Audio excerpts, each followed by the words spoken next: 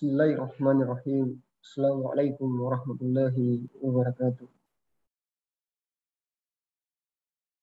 Innal hamdalillah nahmaduhu wa nasta'inuhu wa nastaghfiruh wa na'udzu billahi min shururi anfusina wa min sayyiati a'malina. May yahdihillahu fala mudilla lahu wa may yudlilhu fala hadiya lahu. Asyhadu an la ilaha illallah wahdahu la syarika lahu wa asyhadu anna Muhammadan abduhu wa rasuluh. Ya ayyuhallazina amanu taqullaha haqqa tuqatih wa la tamutunna illa wa antum muslimun. Ya ayuhan nasu taqu rabbakumul ladzi khalaqakum min nafsin wahidah wa khalaqa minha zawjaha wa bassa minhuma rijalan katsiran wa nisaa wa taqullaha alladzi tasaaluna bihi wal arham innallaha kana 'alaykum raqiba. Ya ayyuhallazina amanu taqullaha wa qulu qawlan sadida yuslih lakum a'malakum wa yaghfir lakum dzunubakum wa may yuti'illaha wa rasulahu faqad faza fawzan 'azima. Amma ba'd.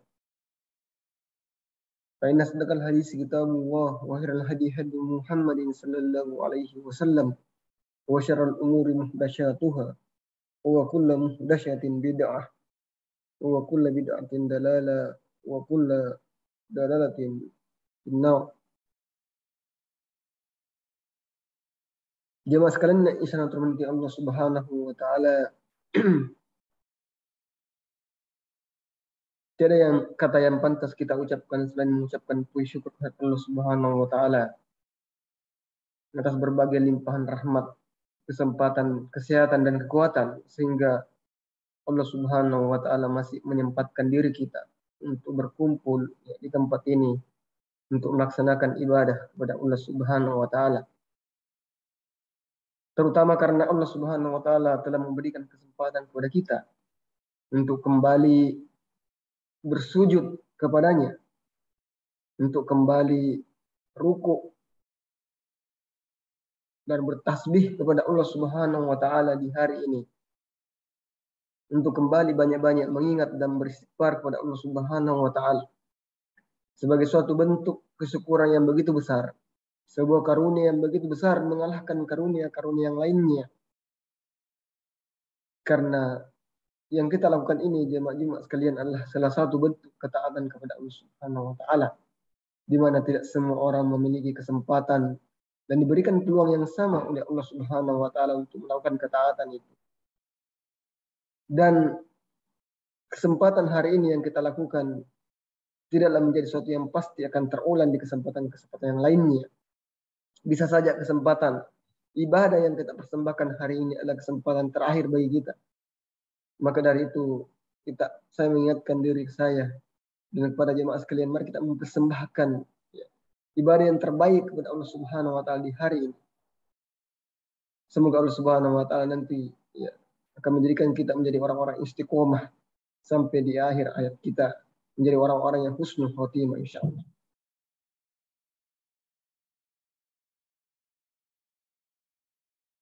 Jemaah sekalian, kehadiran manusia di permukaan bumi ini sebagaimana Allah Subhanahu wa taala telah mengingatkan kita dalam surah Al-Asr.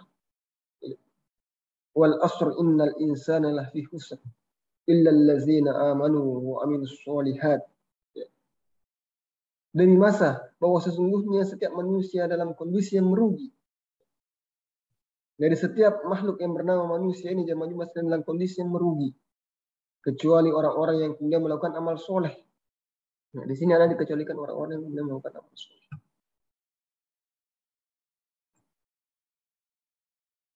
Kemudian yang dimaksud dengan melakukan amal soleh di sini jemaah sekalian adalah orang-orang yang senantiasa melaksanakan perintah Allah Subhanahu wa taala dengan niat yang ikhlas.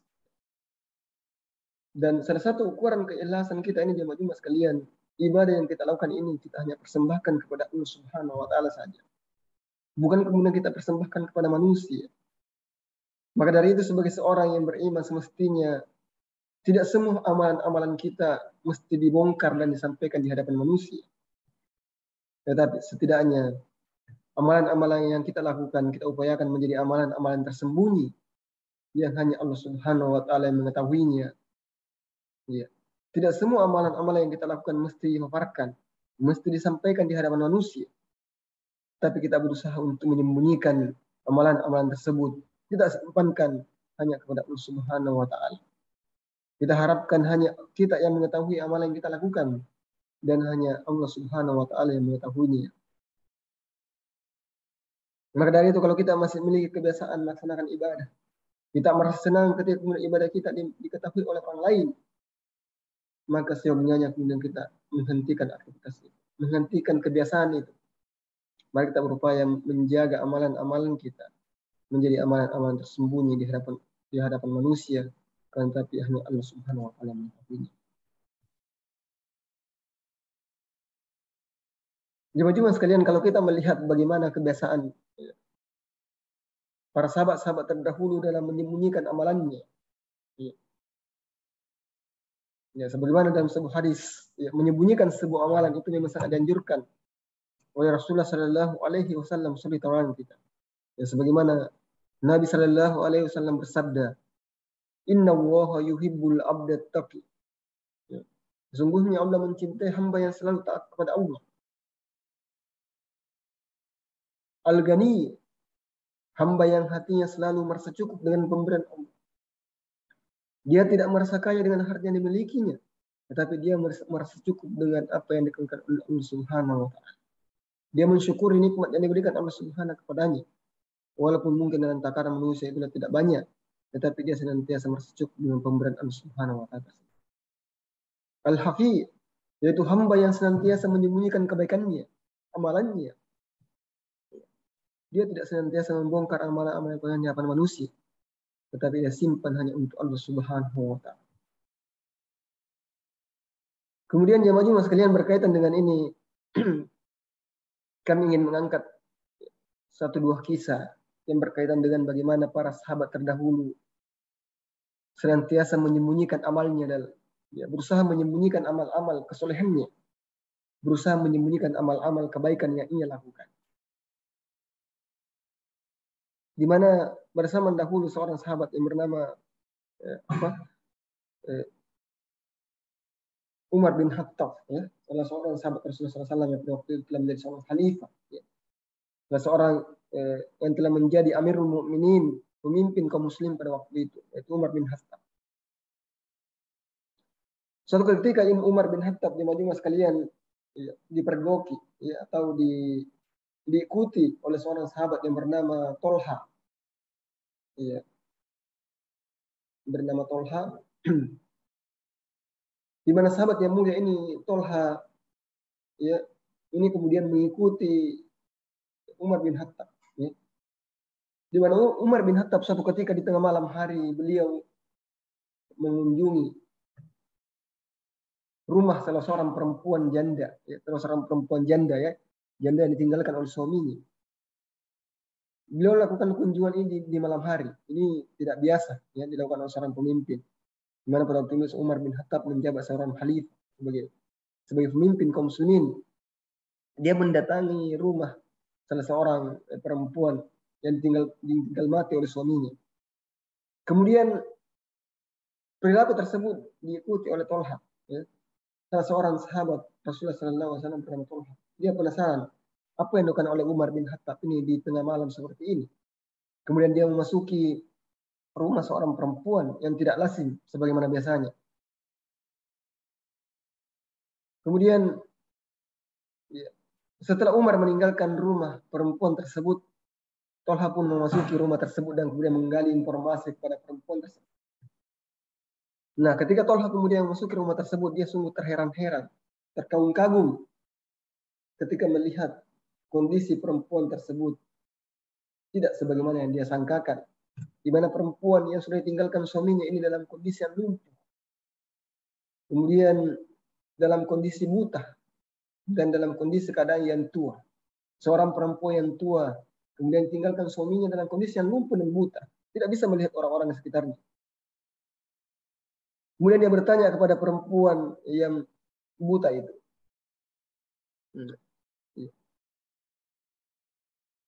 apakah Anda mengetahui, wahai ibu, orang yang senantiasa menjengukmu setiap malam, senantiasa mendatangimu setiap malam, apakah engkau mengetahui laki-laki itu? Kemudian ibu yang buta itu mengatakan, ya sungguh saya tidak mengetahui siapa orang tersebut. Akan tetapi sudah begitu lama dia senantiasa mengunjungi. Dia setiap malam dia datang untuk kemudian membersihkan rumah, kemudian menyiapkan makanan untuk aku makan, dan kemudian menyiapkan segala kebutuhanku yang lainnya. Tetapi sungguh aku tidak mengenalnya siapa orang tersebut, siapa laki-laki tersebut. Kemudian Tolha mengatakan, sungguh bahwa orang yang senantiasa datang tiap malam laki-laki itu adalah Umar bin Khattab, Amirul Mukminin. Ya. Tapi dia tidak memberikan identitasnya kepada aku. Pelajaran yang bisa dipetik pada kondisi ini jemaah sekalian, bahwa sungguh mulia apa yang dilakukan oleh seorang Umar bin Khattab, seorang khalifah pada waktu itu, seorang pemimpin, ya, yang kemudian tidak mengharapkan popularitas di kalangan manusia, di mana di tengah malam hari ketika kemudian manusia sedang tidur, dia memanfaatkan kesempatan di tengah-tengah kesibukannya sebagai pemimpin umat. Dia masih menyisakan waktunya untuk kemudian mengunjungi salah seorang perempuan yang tua renta, yang tua, dalam kondisi yang lumpuh dan juga buta, untuk memenuhi kebutuhannya. Coba bandingkan dengan kondisi hari ini, ya. Bagaimana pemimpin kita untuk melakukan itu. Walaupun kita tahu tentunya bahwa Umar bin Khattab ini tidak mengharapkan pujian manusia, tetapi dia mengharapkan pujian dari Allah Subhanahu wa Ta'ala. Umar bin Khattab mempersiapkan bekalnya, bekal yang terbaik, yaitu ketika nanti dia dipanggil menghadap di hadapan Allah Subhanahu wa Ta'ala, mengalahkan keinginannya untuk mendapatkan pujian dari manusia. Kemudian kisah yang lain jemaah sekalian, ini dikisahkan oleh seorang tabi'in, seorang tabi'in yang bernama Muhammad Ibnu Munkadir. Ya, Muhammad Ibnu Munkadir ini salah seorang tabi'in yang cukup masyhur pada waktu itu. Seorang tabi'in yang senantiasa banyak menangis, ya, di hadapan Allah Subhanahu wa Ta'ala. Ya. Di mana suatu ketika jemaah sekalian, ya, tabi'in ini, ya, Muhammad Ibnu Munkadir ini suatu ketika menceritakan bahwa suatu ketika kondisi negeri Madinah pada waktu itu mengalami musim pacaklik, ya, kemarau yang berkepanjangan, tidak pernah turun hujan, sehingga kemudian masyarakat merasakan betul-betul kekeringan. Nah, pada waktu itu kemudian masyarakat Madinah bersepakat untuk kemudian melakukan sholat istisqa, ya, sholat meminta hujan. Ya. Maka disepakatilah hari itu, ya, semua masyarakat keluar rumah, termasuk para ulama, para ustadz, ya, para kiai, ya, kemudian para tokoh-tokoh masyarakat, para rakyat jelata kemudian keluar berbondong-bondong bersama-sama untuk keluar melaksanakan sholat istisqa, ya, bermunajat kepada Allah Subhanahu wa Ta'ala, meminta hujan agar diturunkan hujan. Tetapi qadarullah, ya, takdir Allah pada waktu itu ternyata doa-doa mereka belum dijabah oleh Allah Subhanahu wa Ta'ala. Di mana kemudian Muhammad Ibnu Munkadir ini menceritakan pada waktu itu, sejak mereka berdoa bersama-sama melaksanakan sholat istisqa, hujan pun tidak turun-turun. Ya. Kemudian di malam harinya, ya, salah satu kebiasaan Muhammad Ibnu Al-Munkadir ini, Muhammad adalah beliau senantiasa melaksanakan sholat malam di Masjid Nabawi. Ya. Maka kemudian Muhammad Ibnu Munkadir pun melaksanakan kebiasaannya pada malam hari itu. Dia menuju ke Masjid Nabawi, kemudian saat beliau melaksanakan sholat, ya, saat duduk, ya, setelah melaksanakan sholat, tiba-tiba ada seorang laki-laki yang berkulit hitam kemudian lewat di depannya. Pas di hadapan sebuah tiang yang ada di hadapannya, ya, laki-laki yang berkulit hitam itu pun berdiri tegak dan kemudian melaksanakan sholat. Ya. Muhammad Ibnu Munkadir pun menyaksikan, ya, di mana orang tersebut melaksanakan sholatnya yang begitu panjang, ya, ruku dan sujudnya yang begitu panjang, dan akhirnya dia berdoa. Di akhir sholatnya pun dia berdoa. Dan kemudian doanya kurang lebih mengatakan, Ya Allah, ya Rob. Ya, sudah begitu banyak penduduk Madinah yang kemudian berdoa dan meminta kepadamu agar mereka diturunkan hujan dalam kondisi keringan seperti ini. Tetapi ya Rob, ya Allah, engkau belum mengabulkannya. Maka dari itu, sebagai seorang hamba, saya meminta kepadamu, maka kabulkanlah doa mereka. Kabulkanlah doa mereka, ya. Turunkanlah hujan kepada mereka, agar mereka tidak lagi merasakan kondisi paceklik yang berkepanjangan ini. Kemudian mendengar doa ini, ya, Muhammad ibnu Al-Munkadir pun mengatakan, siapakah engkau? Ya, dia dalam hatinya bergumam, ya, bergumam mengatakan, siapakah sebenarnya engkau? Ya, sungguh beraninya engkau minta doa kepada Allah Subhanahu Wa Taala. Padahal seluruh penduduk Madinah telah berdoa, bahkan para ulama, para ustadz pun telah berdoa semuanya, tapi mereka tidak dikabulkan oleh Allah Subhanahu Wa Taala. Apalagi kamu, ya, siapakah engkau sebenarnya? Ya, dia bergumam dalam hati. Tetapi kondisi ini tunggu mengagetkan Muhammad, ya, Ibnu Al-Munkadir, ketika kemudian tiba-tiba suara bergemuruh dan kemudian hujan turun membasahi langit Madinah pada waktu itu. Ya, membasahi seluruh tanah, ya, seluruh tanah Madinah pada waktu itu. Kemudian di saat itu kemudian Muhammad Ibnu Al-Munkadir pun menyesali perkataannya, ya. Dia sungguh menyaksikan bagaimana keajaiban doa seorang laki-laki yang hitam itu sungguh cepat dijawab oleh Allah Subhanahu wa taala. Kemudian Muhammad Ibnu Al-Munkadir ini merasa penasaran dengan amalan apa yang dilakukan oleh laki-laki, ya, hitam tersebut, yang berkulit hitam tersebut. Ya. Dia pun mengikuti, ya, di mana sebenarnya rumahnya dan kemudian apa amalan yang dilakukan. Ya. Dia mengikuti laki-laki tersebut, dan kemudian setelah dia mengetahui di mana rumahnya dan melihat orang tersebut masuk ke dalam rumah tersebut, keesokan harinya pun Muhammad Ibnu Munkadir ini pun masuk ke rumah orang tersebut, kemudian mengatakan, ya, wahai gerangan, sungguh aku telah melihat semuanya apa yang engkau lakukan tadi malam, termasuk mendengar doa-doa yang engkau lantunkan kepada Allah Subhanahu wa taala. Kemudian orang tersebut langsung memerah mukanya. Langsung dia mengatakan, ini urusanmu. Kenapa engkau mengurusi urusanku? Ya. Kemudian Ibnu Qadir pun karena merasa tidak enak telah mengganggu aktivitasan tersebut, dia sebelum terserap segera bergegas pergi dan meninggalkan rumah tersebut. Kemudian keesokan harinya Muhammad Ibnu Qadir kembali ke rumah tersebut. Ternyata laki-laki yang berkulit hitam itu telah pergi dan kemudian membawa barang-barangnya. Kemudian dia bertanya kepada tetangganya, kemanakah orang tersebut pergi? Kenapa tiba-tiba hilang begitu saja? Kemudian para tetangganya pun menjawab, wahai Muhammad Ibnu Munkadir, apa yang telah engkau perbuat kepada orang tersebut? Kelihatannya dia tidak nyaman dengan kehadiranmu, sehingga kemudian dia pergi, ya, jauh meninggalkan rumahnya. Ternyata jemaah sekalian, sungguh, ya, mulia orang tersebut. Dia tidak ingin diketahui amalannya kepada siapapun. Bahkan dia merasa marah, ya, ketika Muhammad Ibnu Al-Munkadir tadi mengetahui amalan yang dilakukan. Ya. Dia tidak ingin amalan-amalan yang diperbuatnya diketahui oleh manusia, makanya dia meninggalkan tempat tersebut. Nah, jemaah sekalian, dari peristiwa ini kita bisa mengambil banyak pelajaran bahwa ternyata bisa saja mungkin di sekeliling kita ada orang-orang yang kemudian berdoa mudah dijawab oleh Allah Subhanahu wa taala karena dia menjaga amalannya. Senantiasa menyembunyikan amalan-amalan solehnya yang di mana kita tidak mengetahuinya. Maka dari itu kita tidak boleh tertipu dengan amalan-amalan yang kita lakukan.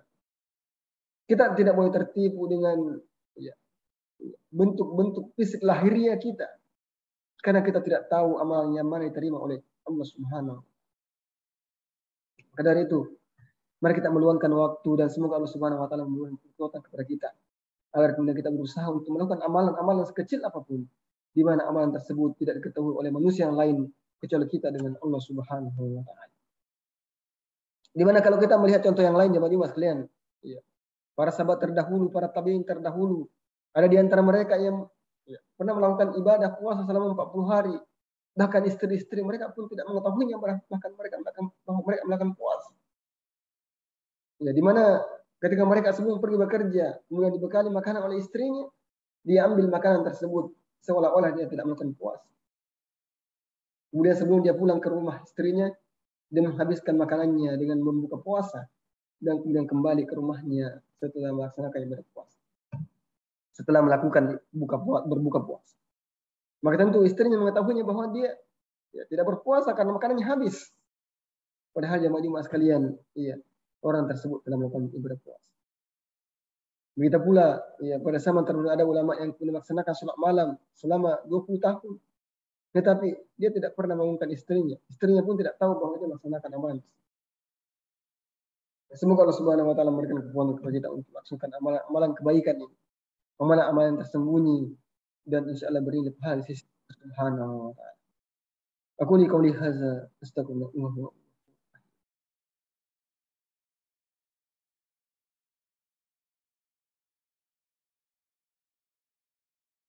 Innal hamdalillah nahmaduhu wa nasta'inuhu wa nastaghfiruh wa na'udzu billahi min shururi anfusina wa min sayyiati a'malina. May yahdihillahu fala mudilla lahu wa may yudlil fala hadiya lahu. Asyhadu an la ilaha illallah wahdahu la syarika lahu wa asyhadu anna Muhammadan abduhu wa rasuluh wa sallallahu alaihi wa sallam taslima. Amma ba'd.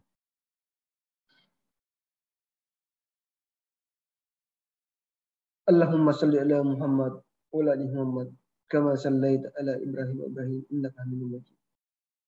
Allahumma barik ala Muhammad wa ala Muhammad kama barakta ala Ibrahim wa Ibrahim innaka Hamidum Majid. Ya Allah, alhamdulillahirabbil alamin. Kami memujimu ya Allah sebagaimana Engkau layak dipuji sebagaimana pencipta.